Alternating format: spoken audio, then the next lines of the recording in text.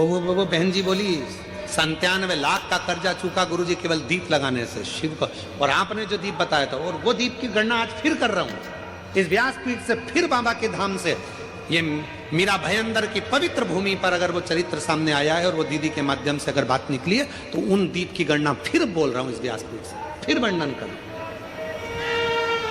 जो आपने दीप बताया था, उस दीप के प्रभाव से आज हमारा 97 लाख का कर्जा बाबा ने 3 महीने में चुका। कैसे व्यवस्था करी, क्या व्यवस्था करी, ये वही जानता। वो 2 दीप आज अगर कथा निकली है ज्वालासुर की, तो अपने भीतर वो 2 दीप का महत्व अपने अंदर उतार कर रखी है। वो 2 दीप साधारण नहीं है, जो हमने पहले 7 साल पहले भी कथा के माध्यम से बताया था। यदि आप लोग YouTube पर कथा सुनते होंगे, जब व्यक्ति हताश हो जाता है, कर्जे में लदालूम हो जाता है, बहुत दुखी हो जाता है, कुछ भी नहीं रहता, फैक्ट्री नहीं चलती, व्यापार नहीं चलता, कोई काम नहीं चलता, ना कोई व्यापार चल पाता है, टूटकर आखिरी में सोचता है अब बच्चों का भरण पोषण कहाँ से करूं, परिवार को कैसे पालूं, मर जाऊं तो अच्छा है। मेरा उन लोगों से निवेदन है, मरना किसी चीज का हल नहीं, उसकी कृपा होना चाहिए, उसकी दया होना चाहिए, किसी दूसरे की सामर्थ्यता नहीं।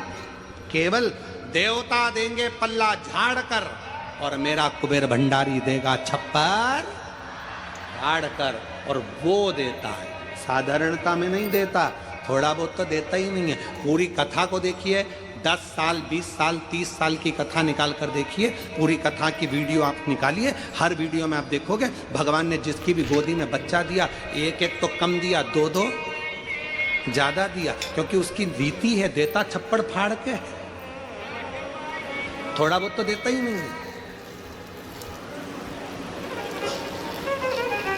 शिव कथा कर, मैं ज्वालासुर को समाप्त नहीं, इसकी बैलेंसिंग करूंगा, और ये ज्योति के रूप में रहेगा। मां शक्ति के पास में भी ज्योति के रूप में, शिव के पास में भी ज्योति के रूप में। इसलिए जब तुम संपूर्ण तरह से हार जाओ, लगे अब कुछ भी नहीं अपने पास में, एकदम खाली हो गए, कुछ भी नहीं बचा, तब बेलपत्र के वृक्ष के नीचे शंकर जी के मंदिर के सम्मुख में 2 दीप लगाना प्रारंभ कर दीजिए।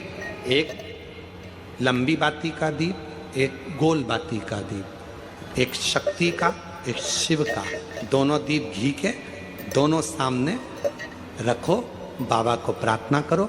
शिव मंदिर में लगाने के बाद फिर बेलपत्री के वृक्ष के नीचे जाओ। उस बेलपत्री के वृक्ष के नीचे जाना जिसकी छांव तुम्हारे ऊपर पड़े, पौधा नहीं, पौधे की छांव नहीं आ पाती अपने ऊपर, पौधा छोटा सा रहता तो उसकी छांव नहीं आती। बेलपत्र के वृक्ष की छांव में बैठकर 2 दीप लगाओ जिसकी छांव है।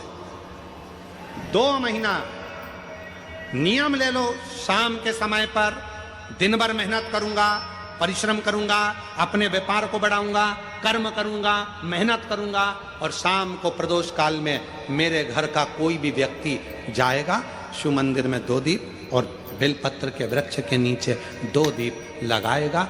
2 महीना इंतजार करना, मेरा बाबा हाथ पकड़कर तुम्हें ऐसा दौड़ाएगा कि शिव अपने आप करुणा करने लगेगा, छोड़ता नहीं है शिव।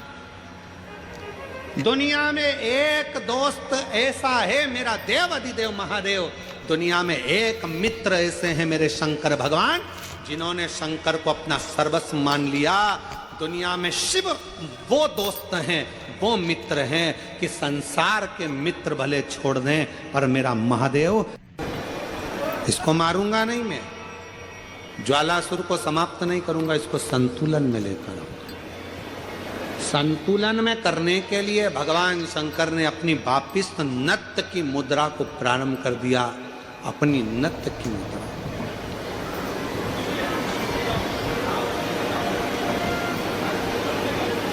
और जो भगवान ने नत्य की मुद्रा को, नट लीला को करना प्रारंभ करा कि वो जो ज्वालासुर था उसकी अग्नि शिव के चारों तरफ परिक्रमा करने लगी, और वो ज्वालासुर आखिरी में शंकर भगवान की शरणागति में पड़ गया। बाबा भोलेनाथ कृपा